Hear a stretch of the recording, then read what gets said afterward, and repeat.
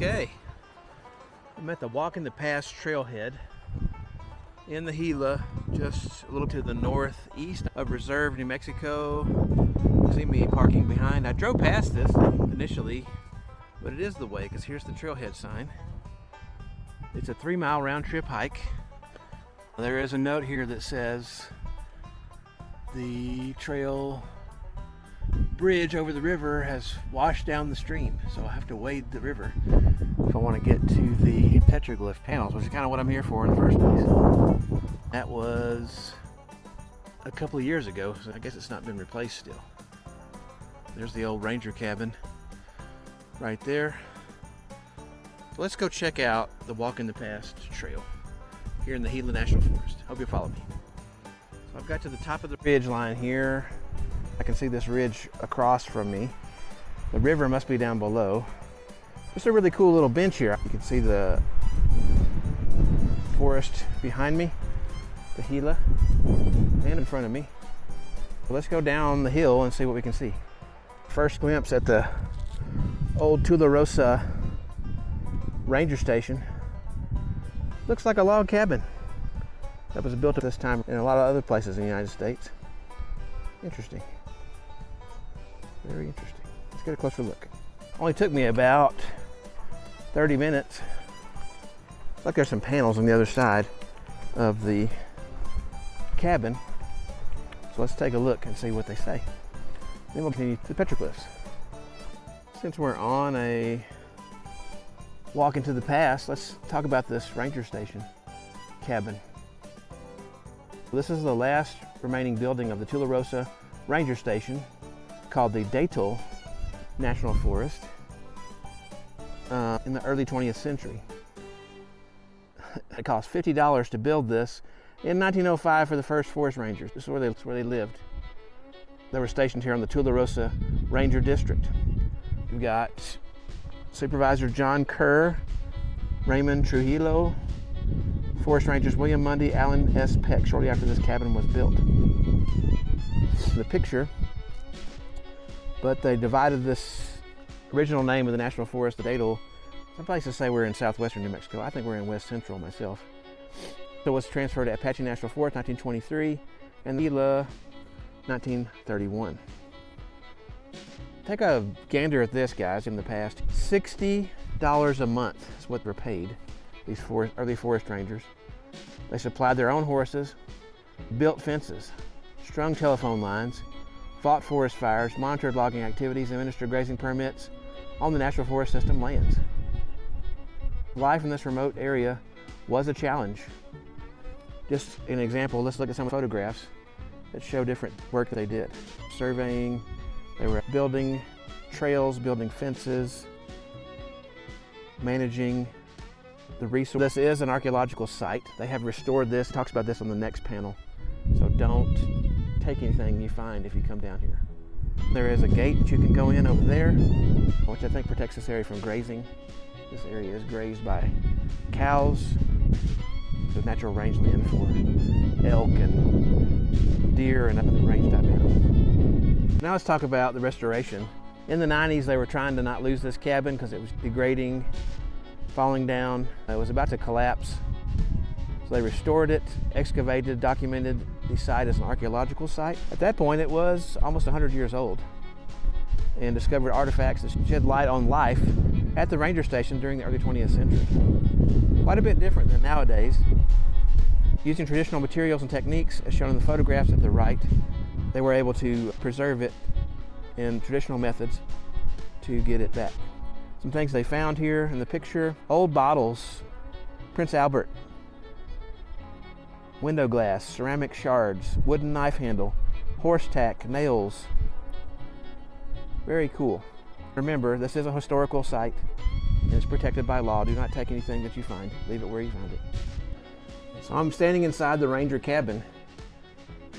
This is pretty neat, y'all. Pretty neat. I'm not sure that they had windows made from glass. They may have had some other ways to cover up their windows. But what do you think about life in this place? What an interesting thing to visit. You can see it doesn't have a foundation. It's up on some rocks at intervals here. Very cool. And the doorways are not super tall, but they're not super short either. Imagine the things they experienced out here in the early 1900s. That was a long time ago. And they didn't have much to entertain themselves, so they probably worked a lot and then came home, ate a meal, and went to bed. So right here in front of me, you have the remnants of the bridge. The bridge is still intact, but it came loose from these footings. Similar to what I saw at the catwalk yesterday.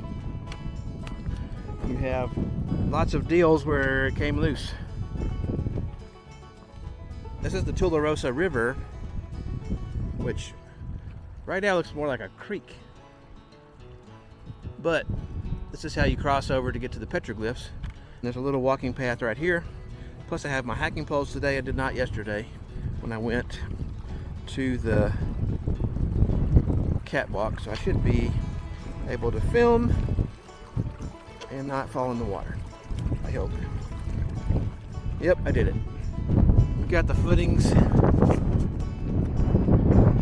like I say, right here. Let's go check out these petroglyphs. Okay, there's a well-worn path leading us there.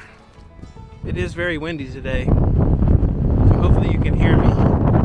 Let's take a look at these petroglyphs. They're super cool. So you have petroglyphs all over the rocks here. Bunches of different shapes. According to the panel, they're not art. In my mind, I see them as artistic expression in a way, because they have a style, a way of being done. But with that in mind, these were pecked into the rock using other rocks or animal bones or what have you. And because of that, they're fragile and irreplaceable. So don't harm them in any way. Don't touch them. Don't make a rubbing. The oils in our skin can cause them to erode prematurely or be damaged. So let's not do that. On this particular rock, you can see several different things. You have a figure, looks like a bird. Up higher on the rock, you have other animals. Very cool. Another angle of the same rock face. We'll zoom out. You got bird figures. You have, looks almost like an ant head, but I think it's something else. Maybe a little figure.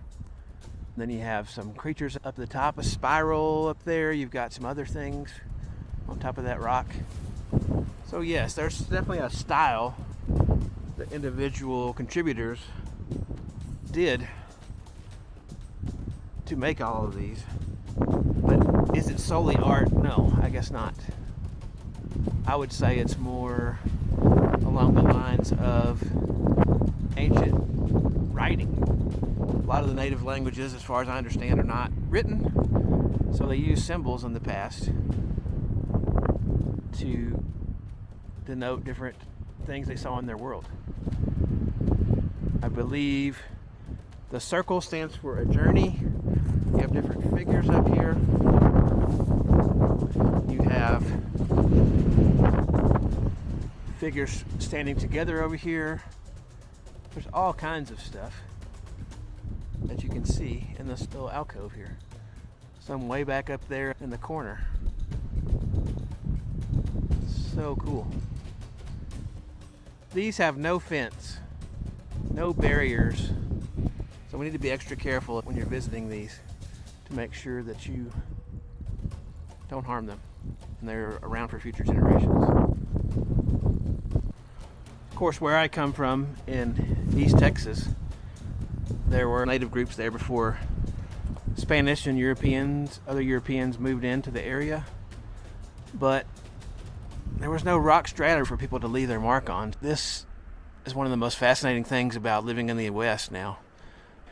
Really enjoy. There's just so many here. I don't think I can photograph all of them in my short time here. But this gives you an idea of what I'm seeing. Go further down the rock face. You have several anthropomorphic type figures. You have some animal looking figures here. Wow. And then some over here. Very close. Very very close. And then some over here on this rock. Wow, super cool. Over time, these have weathered, but considering, I think they're standing up pretty well. So, I'm gonna eat a little snack and head back. I'm not sure if the recording is better or worse with the lapel mic. So let's try something. This is with the lapel mic. This is without the lapel mic. Can you tell a difference? Let me know. I'm departing the Petroglyph area. I guess this was known about, but they are rather remote. I was rather surprised, and pleasantly so, that none of the glyphs here were like I've seen at Chaco and El Morro and other places where the glyphs actually had graffiti intermixed with them. So I'm glad that was not the case here. It is a pretty good trail to get down here. It's about 1.5 miles in, and you can't really drive here. There is a road by the cabin area that I'm sure is for grazing access, because there's somebody's house over there too. But this turned out to be a pretty good day. It is rather windy though, so I think I'm going to skip camping tonight. I was going to camp out in the Cosmic Campground, but I'll save that for another time when the weather is a little more favorable. Not quite as cold at night and not as windy during the day. It is super windy out there. Okay, let's go back to the truck. I had to climb up out of there at 2.67 miles. Take a look at this view.